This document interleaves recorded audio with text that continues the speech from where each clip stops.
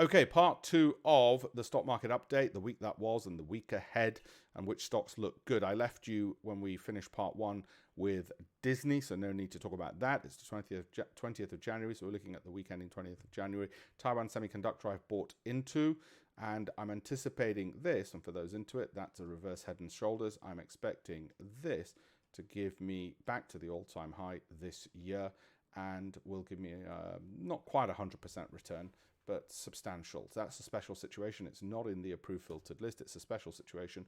Similarly with Nvidia, it's broken out from this downward trend. It is forming what looks like a reverse head and shoulder, which means that distance from there to there should be replicated up here, and that would give me roughly 174% return in 12 months, but I'll happily take 100%. I'm not greedy. I think that momentum for the long-term money is flattening out as shown by the weekly, and I think that's what will happen with Nvidia. A special situation, not in the approved filtered list. JP Morgan also I've bought into, as you all know if you follow me on Telegram, and I'm looking at a 40% return over the next 12 months, and you can see what the indicators are doing there. You should have already understood and be educated on those. Finvolution, similarly, expecting that to happen, and that trend, that's the direction. 40% is what I'm expecting there, which is the hurdle rate for my SIP, my ISA in the company. This is not individual advice because I do not know you individually. Criteo, again, good, looks good.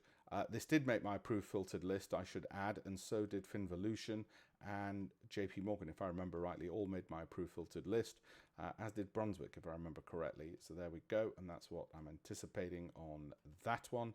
Hibbett, similar kind of story, speaks for itself. Feel free to pause the video and have a look at those charts, or indeed just stare at my face if you wish and pause the video. Cambian Networks, similar kind of trend, 40% is what I'm anticipating. Doesn't mean it's guaranteed to do it by any means, and the fundamentals were in place. Don't forget, we look at valuation, growth, cash flow, income, dividends. Lam Research, similar kind of story. Those are the projections. That's where we are. Tesla. Now, I've mentioned this before publicly. I think it's going to fall a bit more before it sort of rockets upwards, but you can see where it is, and it's sort of trying to glide path there. Worst case, I lose 90% of my money. Best case, I triple my money.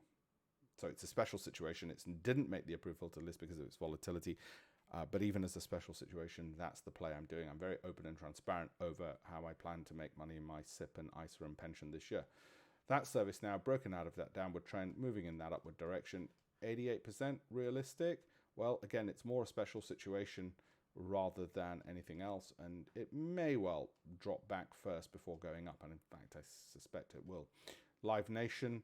Similar to ServiceNow, I think it's going to do that. Long-term money, weekly money, and it's already starting to move up. And I think by the end of the year, it'll give me 80% return. And global payments, you can see what we've done there. Ignore this stop loss bit.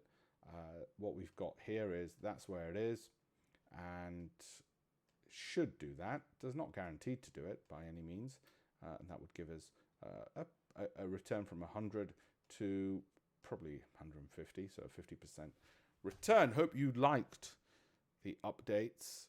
Don't forget my campaign for $1,000,000.com. If you haven't seen part one of this video, do have a look at part one as well. Please like, subscribe, and all those wonderful other things. Thank you very much.